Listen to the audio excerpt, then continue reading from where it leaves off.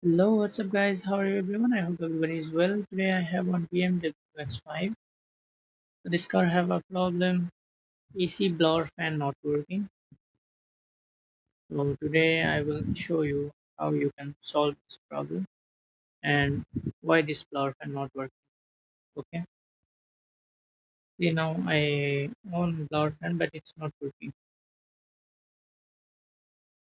So passenger side, see here, need to remove this blower motor and there is one control unit. Need to replace this control unit. That's the main problem. See, I remove blower fan and this is the control unit. This one you have to replace this control unit, then your blower fan working.